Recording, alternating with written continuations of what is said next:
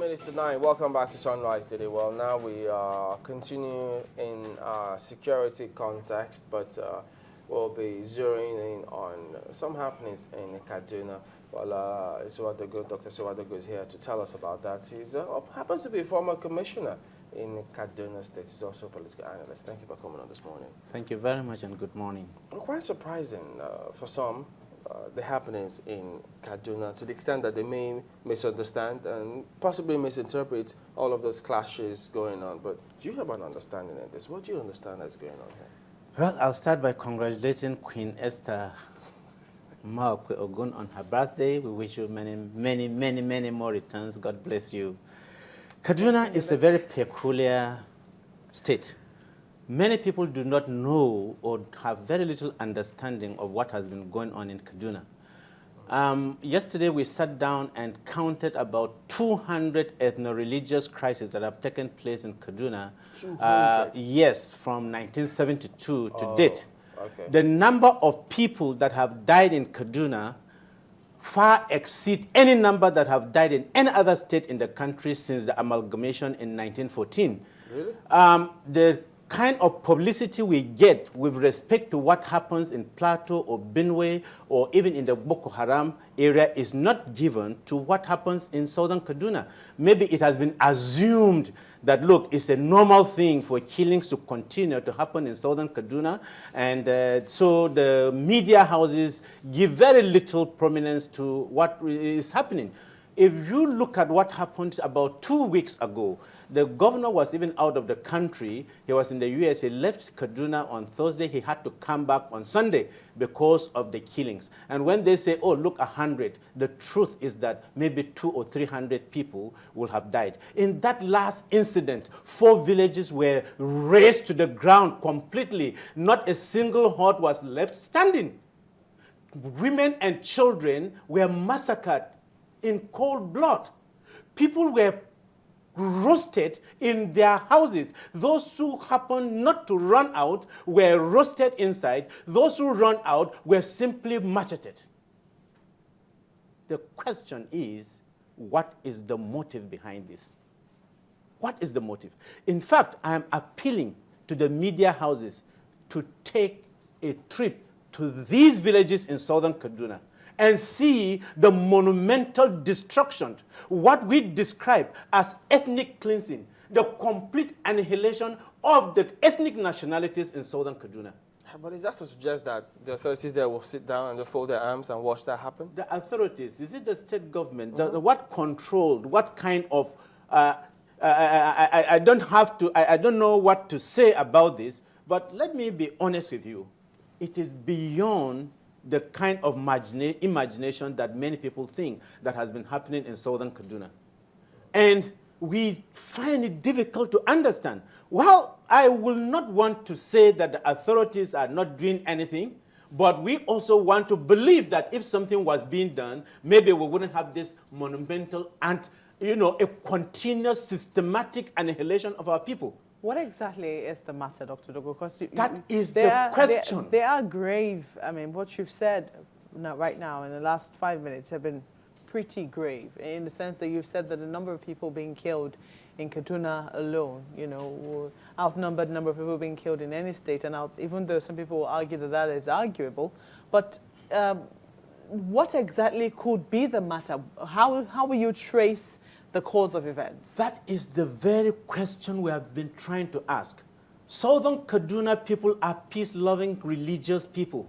We live in harmony with every single tribe in Nigeria. Not even during the Civil War did a single Igbo man, one person was not killed in Southern Kaduna as a result of the Civil War. Not one. We have never, in any form, in all the provocations, to say that, look, it is somebody from southern Kaduna that started it. We have only been reacting. And we have never, in any form, let anybody anywhere in the world come out to say that, look, southern Kaduna people just decided to go on the offensive against any tribe, anybody, whether as a person or a group of persons or any religion or any form. It has never happened. It is on record. Whenever there is something, We only try to react and to protect ourselves. And in the reactions, in most cases, we even die more, because by that time, the security agencies will have come out.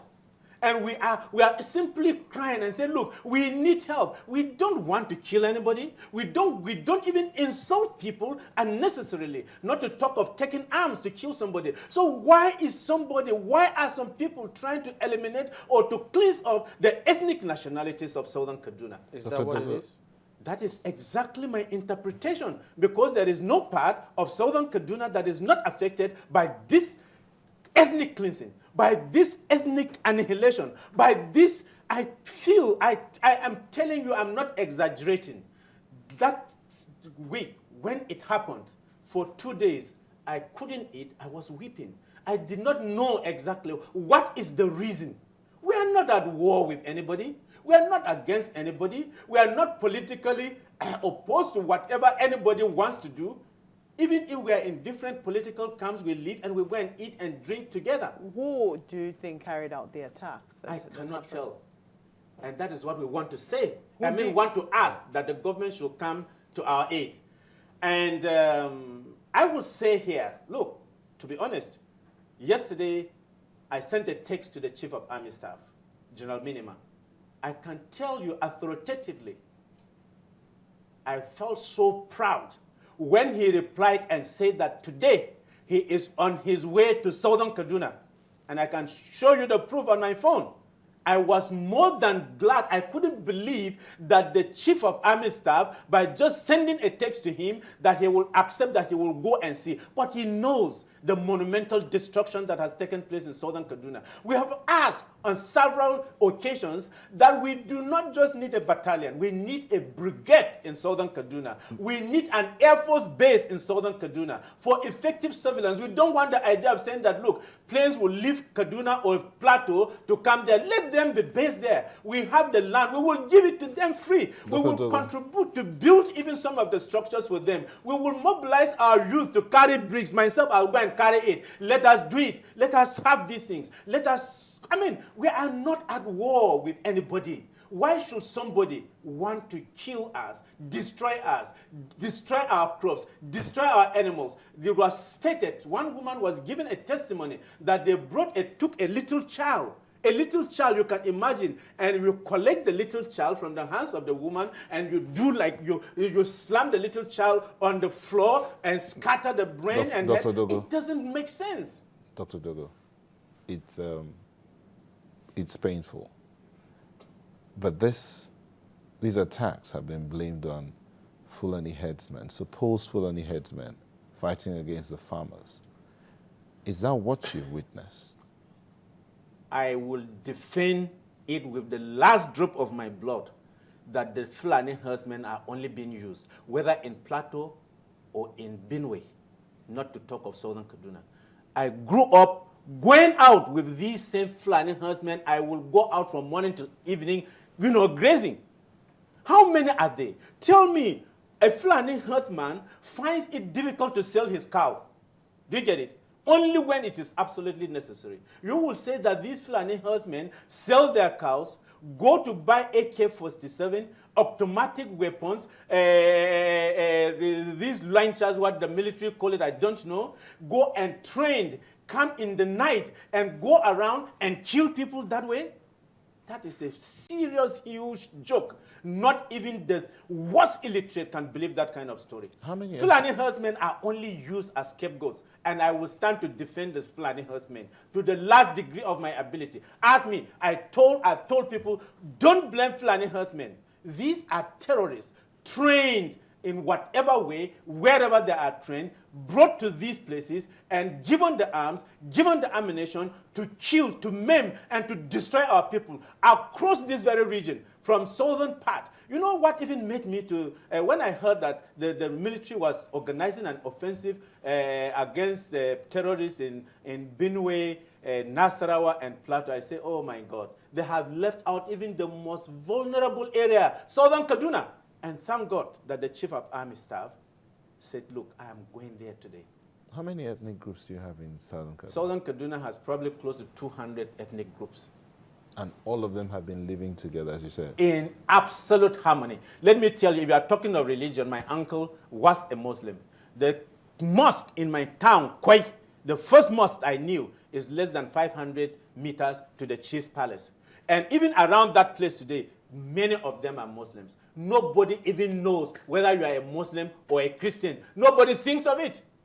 So that nobody can ever think that it is that look, Southern Kaduna people are against Muslims. No, it is not. As I am seated here, I have more Muslim friends than Christians. As I'm seated here, I have more Yorubas and Igbos that are friends than people from my area. As I'm seated here, I relate with them in so many dimensions. So if a person comes to Southern Kaduna and said that, look, you want to cleanse the people because they are anti-Islamic, it is absolutely false. So for a problem that has been on for close to a century now, you're saying that they have not been able to find a solution? That is what I am saying categorically, that the solution has not been found. Not even by but the now we want it to be found. Not even by the political leaders of that particular place? Well, if the political leaders have found a solution, maybe we wouldn't even be having Boko Haram today. So the question we are asking, why do we have it? Why has it been persistent? Why are people funding these people to come and kill us? Is it locally? Is it internationally? I'm telling you, look, we have resolved and we have made a submission and a protest even to the federal government, to the state government, to all the local governments. And here appealing even to the United Nations and the European Union to come to our aid. Even, you know, because I'm just thinking right now that once you served in government, what was the thinking of government at that time? You say it? You once served in government. What was the thinking of the government you served in at that time concerning that particular problem? The thinking of government at that time, I remember very vividly at one of the situations we went to Kafanchan when some of the crises were brewing. We couldn't enter because it was already too hot. And the government came out and tried gathering the leaders of these villages to discuss peace. In my view, the problem is not from the leaders or the chiefs or the local people. There are people from outside sponsoring this terrorism. That is my belief. I stand to be corrected.